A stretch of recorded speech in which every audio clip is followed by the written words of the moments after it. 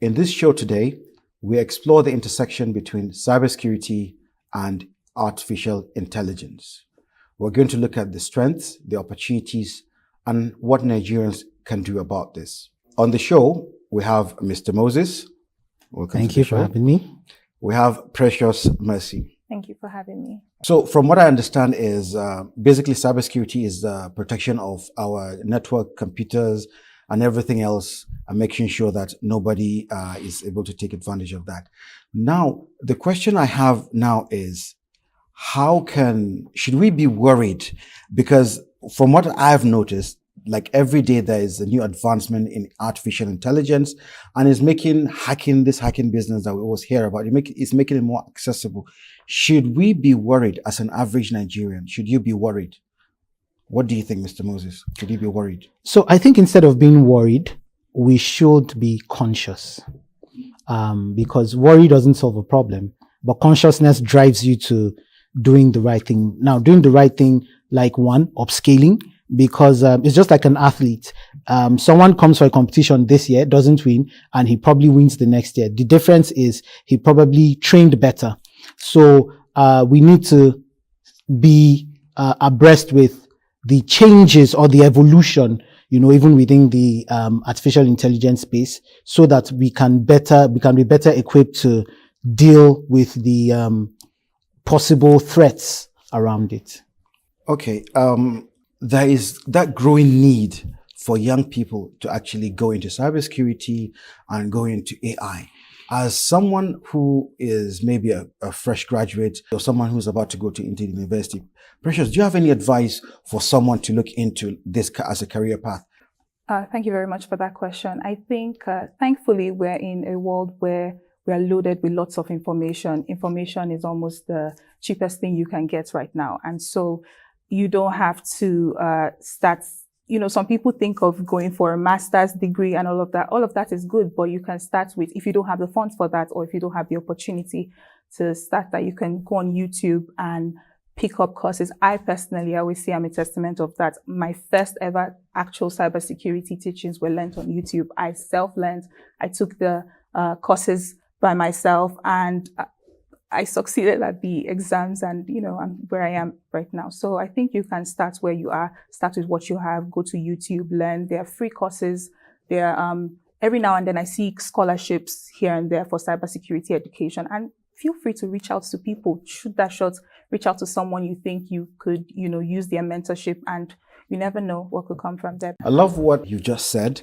Starting where you are. Cybersecurity and AI space is more of a skill-based, that a lot of people are worried about certifications. Certifications are good. It says that you can do it, but I think getting that skill should come first.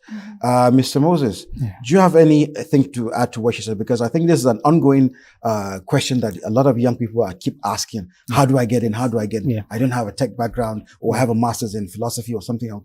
I think cybersecurity and AI is the future. What do I do?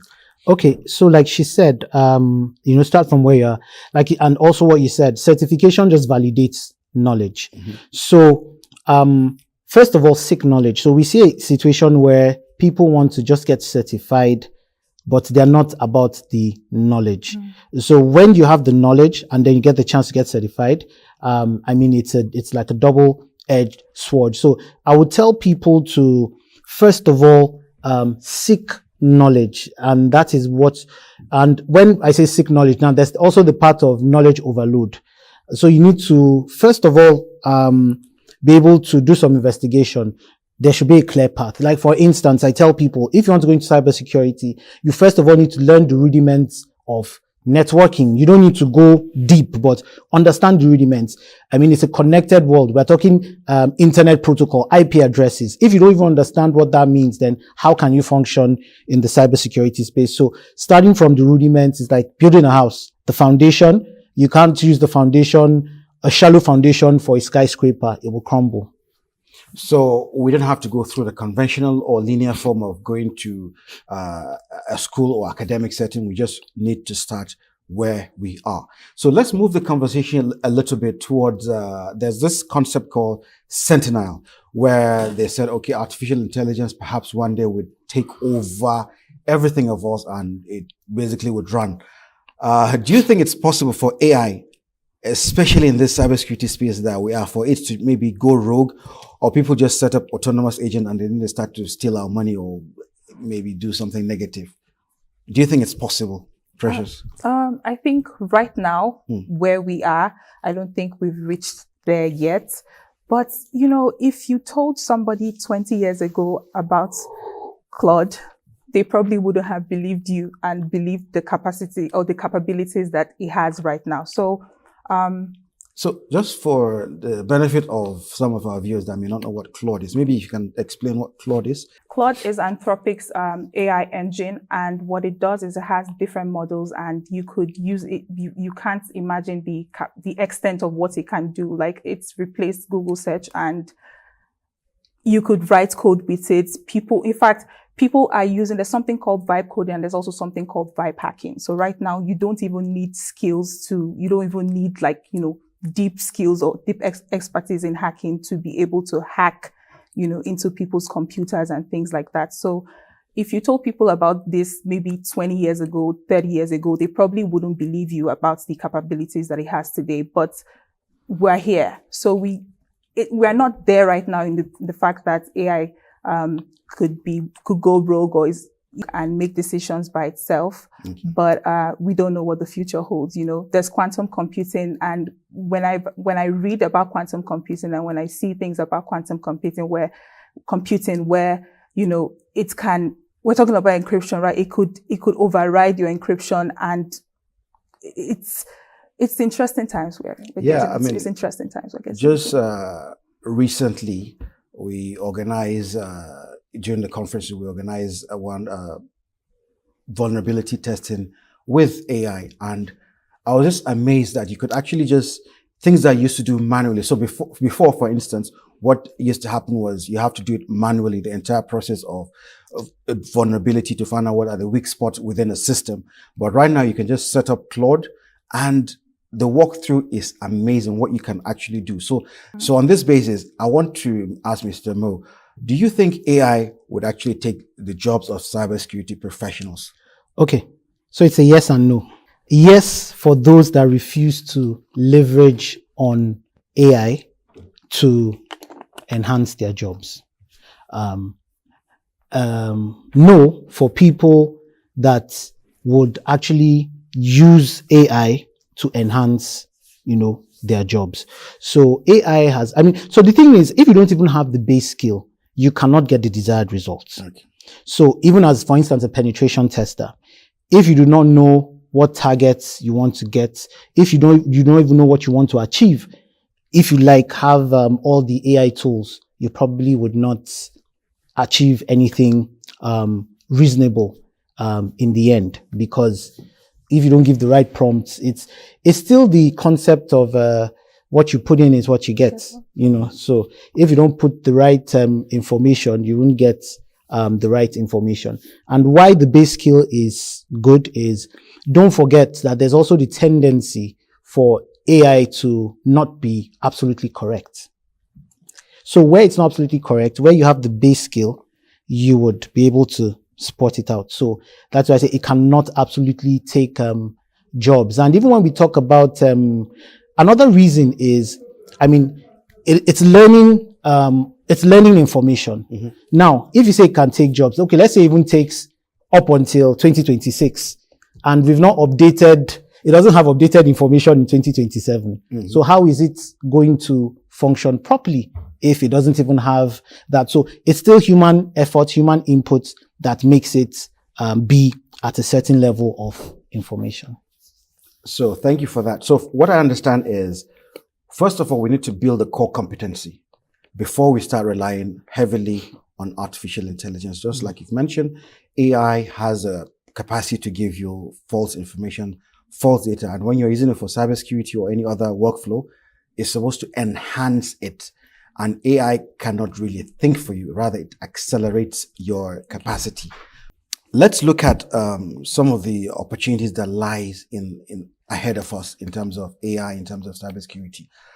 When you look at the space right now, most of the solutions that are out there are either coming from China or from the Western world. Where do we stand in this? My question is, how can we develop some of these models, some of this, like we talk about the ChatGPTs, the Claude, all the big large language models that are used for AI? How can we, or what should be your advice so that Nigerians can start looking inwards and say, okay, within our limited resources, what can we do to harness these opportunities?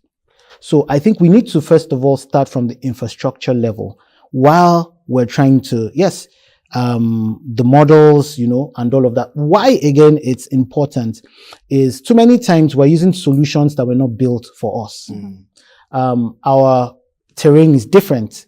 So you want to fit, it's like fitting a round ball in a square box that is even smaller, So a lot of times we want to do things the way they do it, and it probably doesn't favor our environment. I'll give an instance. Even when it comes to, like, let's say data protection, there are certain things that you'd see. I mean, of course, there's the type of data that shouldn't be domiciled outside the country and all of that. But the question is, on a larger scale, do we have the infrastructure to support that part of the act in practice? So where I think the rudiments, we need to go back at infrastructure level, and that would help while we're building solutions to suit our own needs. So my understanding is you talked about the entire ecosystem, that yes, we can take advantage of it, but before we optimize it, there's certain things that we need to leverage on, which is building on the current existing infrastructure. And as we go along, we begin to key in at every strata of the opportunity that presents to us. Precious, do you have any thing to add to what he said, or maybe so different? Very great point he raised. But aside from infrastructure, I think we need to also focus heavily on the culture. I think that for the most part of it, I think one of the problems we have is that maturity gap and the security culture in Nigeria and in this part of the world generally. I think we need to start actually, raising people that value cybersecurity. Most times if you work in cybersecurity, trying to sell cybersecurity to organizations, they don't really see the value of it except there's like a problem. Let's say they get hacked, or they lose money, or they have like some sort of reputational damage or something. So they don't really see the value of cybersecurity except there has been maybe a breach or something. So I think it's infrastructure, yes, but also enforcement of that cybersecurity culture. I would like to have a point from you to summarize the intersection between AI and cybersecurity, where these two intersect. Just a closing statement. Okay. Mr. Moses. So why security is important to AI is because of the capabilities of AI. And because of the capabilities of AI, if proper security is not put in place, just imagine, even with security, we see exploitations here and there. AI shouldn't function without proper security in place. If not, things can get out of hand. So so there's something called security by design. So one size doesn't fit all. So it means that for every infrastructure, every project, or every model, the security architecture might differ from the other. So we need to take, like you said, security more seriously, starting from the rudiments awareness and up until the more technical parts of having the right security design, even when it comes to AI, and understand that different models, different uses would have different types of security architecture, and that should be taken seriously. So thank you for that. So I understand what you said in summary is we need to have awareness first, then we begin to scale in terms of knowledge and to be able to take advantage of the opportunities that lie. So do you have anything to say in closing? In terms of AI and cybersecurity, I think, like he said, they complement each other. And where the experts come in, I think before it was a matter of outscaling, but right now I think it's a matter of also outsmarting. If you read the feedbacks that we got from people who had tested out Anthropic, they are finding 27-year-old bugs. And yeah, they found a 27-year-old bug in open BSD. And imagine the fact that I'm sure developers have gone through that bug. They have tested it for 27 years and they were not able to find that bug, and AI could find that in seconds. So, right now, AI has to complement cybersecurity, right? It's not a matter of if, it's a matter of like, you have to do it. And the thing about AI is that, just as you mentioned, cyberspace is now a domain, is a proper domain. And as with every domain, there's the arms race, and there's the AI versus the AI arms race now. So where on one hand, you have the offensive agents attacking and then on the other hand, you have the autonomously defensive systems. So I think right now you have to, if you're slacking, if you're not catching up with AI. So yeah, it should complement. Yeah. In closing, we've been discussing with Mr. Moses and Precious Mercy. Thank you very much for being here with us. Artificial intelligence is here to stay. Artificial intelligence is an industrial revolution affecting every single sector of the economy. And we need to be able to leverage it as cybersecurity professionals to enhance our work. Thank you very much for joining us.